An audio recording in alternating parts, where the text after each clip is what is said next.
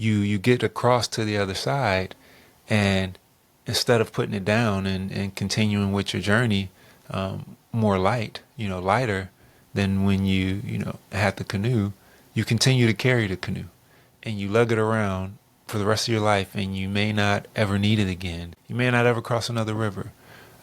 And this, not only does this carry a lot of weight emotionally for us, but at the same time, you're reinforcing to yourself that you don't really trust yourself to respond appropriately when another challenging situation comes up. So we rise, my child, we rise. Walk the path of light, let your shadows fall behind. Breathe deep, that's energy you cultivate. Study your heart, let compassion elevate. Meditate. Feel the world inside expand. Understand you are more than flesh and hands. Every sunrise is a chance to shift again. Transform your life, become you. Self-shine from the roots to the stars. You were born divine. Open up your mind, let your spirit ascend. We grow, we glow again and again. This is your moment, your sacred plan to live, to love, to be human. Hey, so welcome everybody to a very short episode of the Becoming Hue-man podcast. Today, I just wanted to jump in and just share a few things with you. I wanted to share the intro to the podcast, the intro song. Super cool, very exciting. I love it, and I think it sums up, what the show is about, and hopefully you all enjoy it too.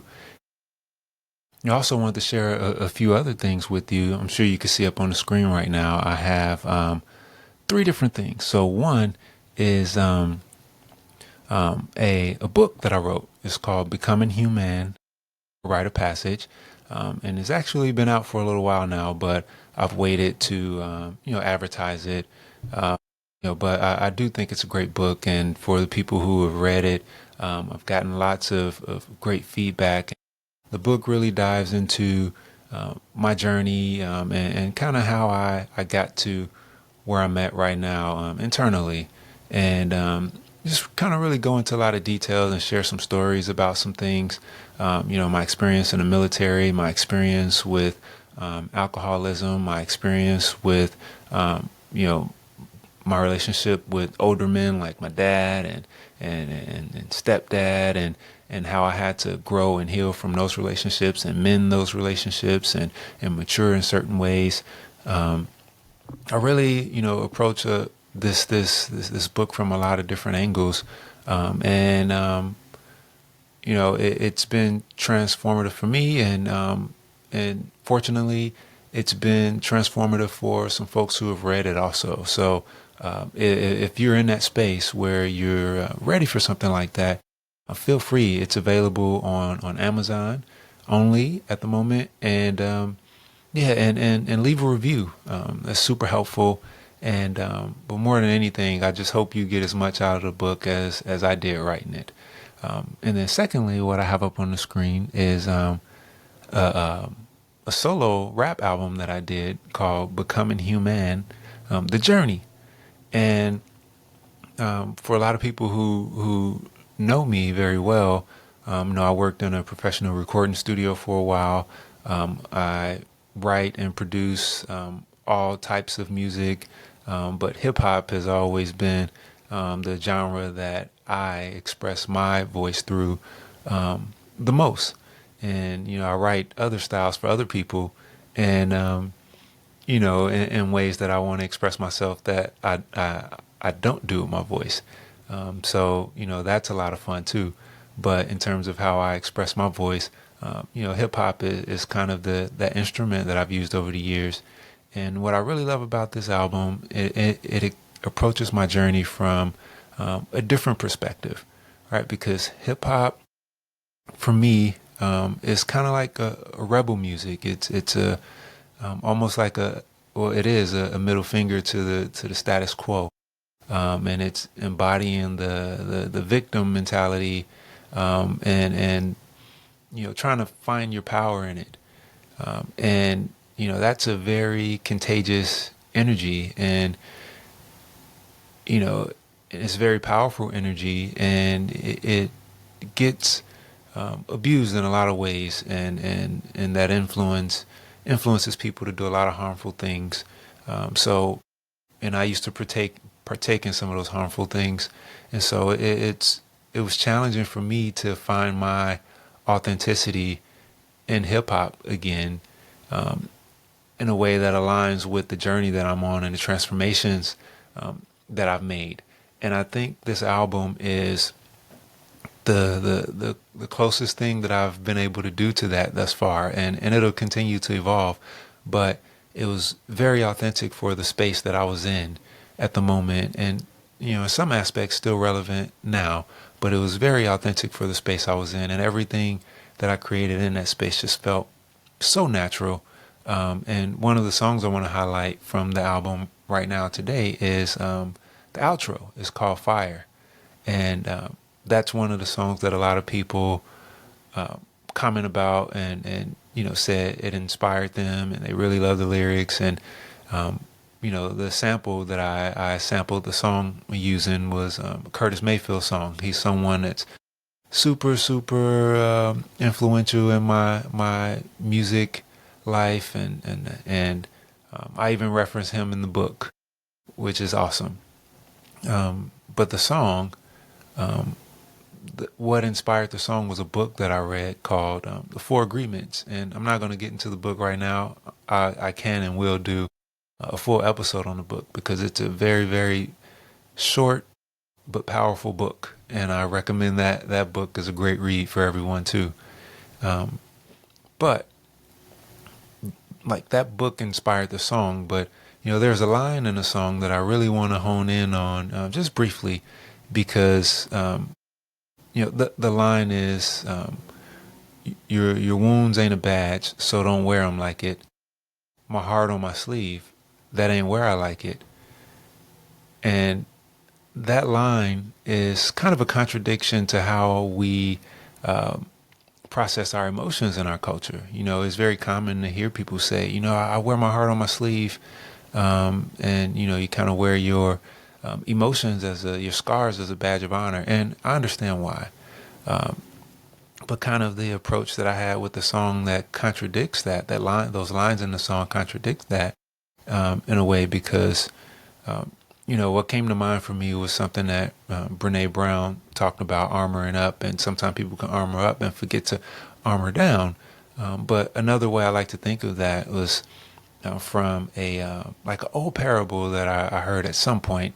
I forget where I hear things now, but it stuck with me, and it goes something like, you have a traumatic event, or you have a life event, and these traumas are like, you get to a river, and you have this anxiety, this event, and it serves you for a short period of time, right? You build a canoe to cross this river, and this is what your armor does. It builds you up to get through the situation.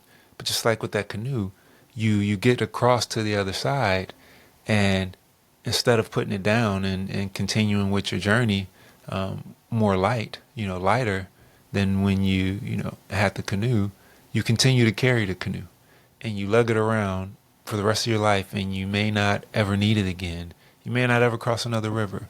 And this, not only does this carry a lot of weight emotionally for us, but at the same time, you're reinforcing to yourself that you don't really trust yourself to respond appropriately when another challenging situation comes up. So being able to remember what you needed to tap into to get through the trauma is important, but carrying the emotion around with you and being hypersensitive or over defensive and all of these things that come with not being able to process past emotions, strong emotions, strong life situations.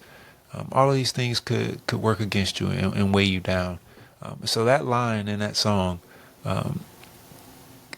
those two lines kind of have all of that wrapped into it. And some of my friends have been telling me to go ahead and like review more of the songs because, we have conversations about them. They always find out that there was so much more packed in lines that they weren't aware of. And that's true with any artist. And the last thing you see up on the screen is a Christmas album, a mindful Christmas album that I wrote and produced. I didn't perform it, and I'll talk more about the performers on another episode. But I wrote and produced that album. It's called FELIZ Navi Nada. And it's really cool. I'm super excited about it. And yeah, I think a lot of people are going to love it. And it definitely gives a traditional feel, but very new perspective to how to approach the holiday season, because I know a lot of people approach the holiday season with the intention of sharing love with one another and connecting with folks, and but we tend to do so through overindulging. And what this actually does is this sets us back for the next year, because now, you make your New Year's resolution, or you go back to, whatever you do, work, school, whatever, and you're not lighter, you're heavier, in every aspect of that word. I used to work in sales, and on Black Friday, people would come into the store super stressed and worried. They're worried about their finances. They're worried about will they be able to get the item that they're trying to buy? Will it be in stock? Will the person that they're getting it for, will they love it? Will they even appreciate it? Like, it was just worry on top of worry on top of worry. And I'm so grateful that I had the chance to be in those situations for years and really experience how that chase only gives you momentary happiness at best. For most people, I didn't experience any joy in any process of it for them. In fact, a lot of people come back after the holiday and return the thing and said, man, they didn't even like it. And so it really, having those experiences, a lot of times we have that experience as an individual and we're trying to rationalize it. But being on the other side as a salesperson, and I'm seeing person after person after person after person come in with so much stress and so much weight emotionally, and not enjoying this process at all, but they're still partaking in it. I started to wonder, like, could there be another way to do this? And so, using this period to be mindful, to reset, to restore, rejuvenate, and nourish myself, and still make meaningful connections with people. And it could be a little awkward at first if I'm not, maybe overindulging in the ways that, we all may be accustomed to. But nonetheless, it's about showing up and bringing your best self, bringing great energy, and truly making a meaningful connection during this period the best way that you can, and allowing yourself to rejuvenate, especially for those who get time off away from work and school and all the things that they're doing. Use this time for self-care. So Feliz Navidad, Feliz Navi Nada goes into, a lot of that, and just some things that we can do to kind of take care of ourselves. And it's a very fun album too, and I'm excited for everyone to hear it. Feliz Navi Nada will be out in a few days, but the book and Becoming Hue-man, Rite of Passage, that book is out on Amazon right now. And Becoming Hue-man, The Journey, that album is out, everywhere music is streamed. So this was just a quick tap in, touch base. As always, may you be happy, may you be healthy, may you be well. And if there was, anything in here for anyone, I hope it reaches whoever it needs to reach. And may you all enjoy your holiday.